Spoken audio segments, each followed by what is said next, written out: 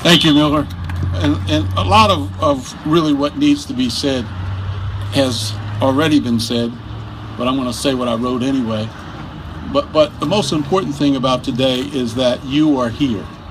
There is a visible picture for people about how important this election is, how important this election is in the community that we all speak for and represent. But as Miller said earlier, what's most important is what you do after today. Your presence here is important, but the most important day is Election Day on May 19th and the work that we do between now and then. But as you think about it, I would share with you these thoughts. You know, it's interesting that a majority of the white voters in South Philadelphia on May 19th will vote for Jim Kenney for mayor. The interesting thing is it'll be a smart vote. Smart because he is a product of their community, an elected official who has a 24-year record of articulating and protecting their interests in City Hall. Those voters know the man, and they know that they can trust him, not rely upon his promises. In contrast, when candidate Kenney talks to African American voters, as he did at the African American Museum a couple of weeks ago, he does not talk about or ask people to support him based on his record. He does not tell us what he did over 24 years to visit African American, Hispanic, and other neighborhoods throughout the city. His simple message to us and that night at the African American Museum was, I quote, "I know I have to earn your trust." Translation: the issues that have the greatest impact on African Americans, Latinos, and other minorities in Philadelphia across the economic spectrum: poverty, growing businesses to scale, re-entry, crime, and gentrification have not been on my radar for 24 years. But trust me, if you elect me, they'll be on that radar in the future. Where's the Brooklyn Bridge when you need it? I can assure candidate Kenney also on something that he said at the Community College Forum this past week, where he suggested that one of the solutions to poverty was the example set in Southwest Center City, a community that 15 years ago was 90% African American and today is 90% white. That's not the transformation of poor neighborhoods that we are looking for. It drives African Americans out of the city, and it's redefining cities like at Washington, D.C., and Atlanta. In that context, it is both surprising and disappointing that a group of respected African American elected officials,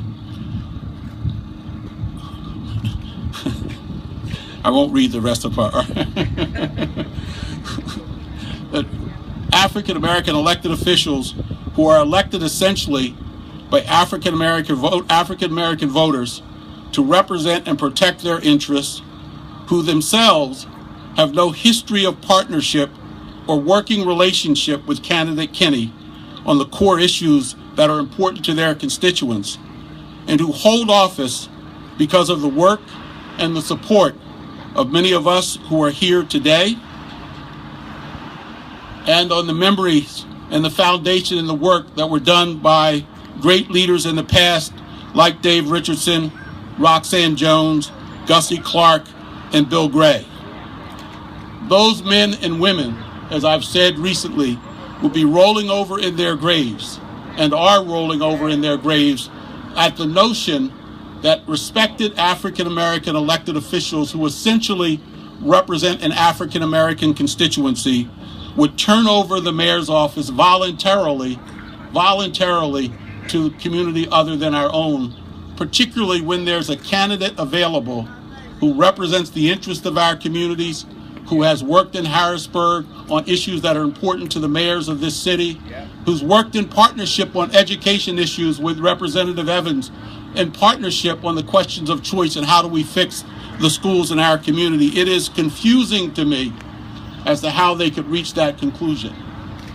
And I've been around long enough to see leaders with vision, the right personal and professional priorities, and a clarity of responsibility that allowed them to objectively see past their ambition and personality differences.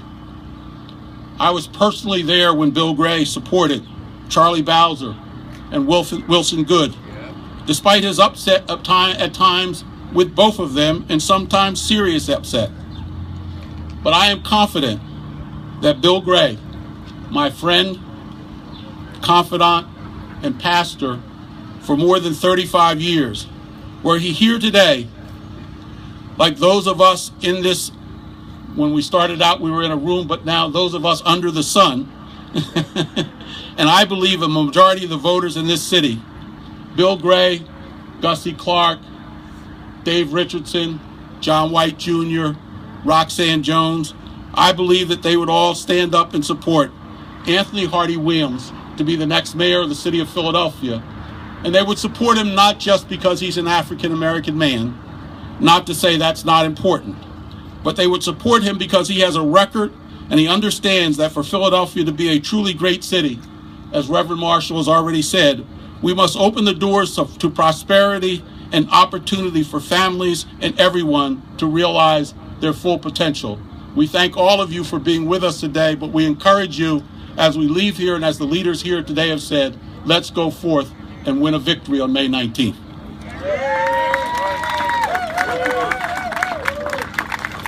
I want to at least acknowledge